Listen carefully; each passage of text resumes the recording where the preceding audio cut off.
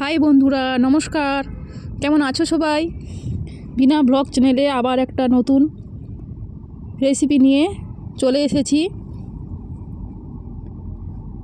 আর নতুন বছরে advance happy new year. সবাই পুরানো দিনের দিনগুলো ভুলে গিয়ে নতুন বছরে সবাই ভালো করে কাটাবে।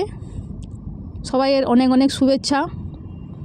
দেখো, আজ আমি বানাচ্ছি বিটের টক আমচুর দিয়ে, একটা হেলদি টেস্টি লোভনীয় রেসিপি।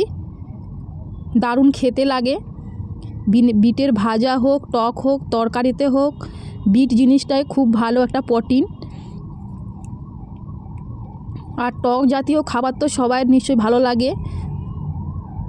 সব বন্ধু বান্ধবীদের জন্য, সবাইয়ের জন্য তো টক একটা লোভনীয়। দেখো বন্ধুরা, প্রথমে আমি একার জন্য করেছি, আমি একাই খাই। বিটগুলোকে ভালো করে কেটে ধুয়ে নিয়েছি।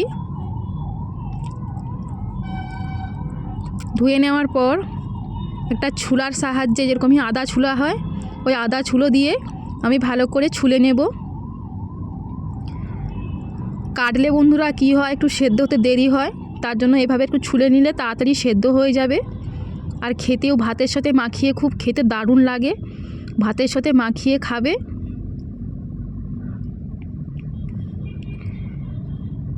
সব বিটগুলো এইভাবে ছুলে নেবে।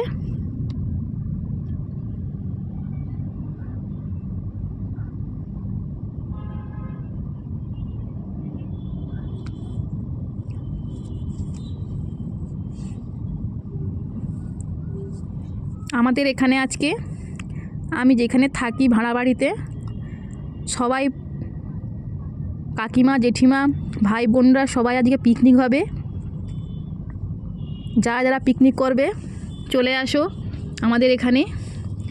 এই জন্য আজকে দুপুরে একটু টক দিয়ে ভাত খেলাম।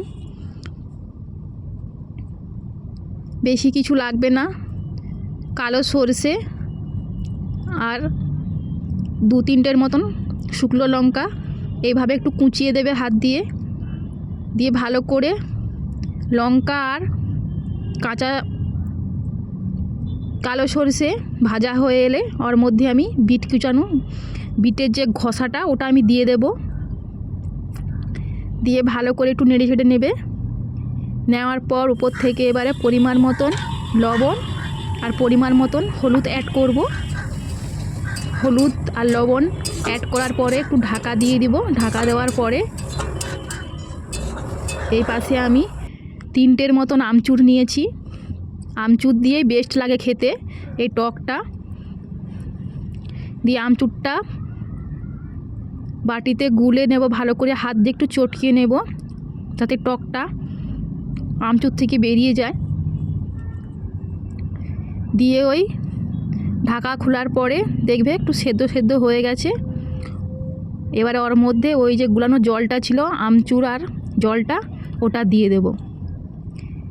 দিয়ে পুরো একদম শুকিয়ে শুকিয়ে আসবে।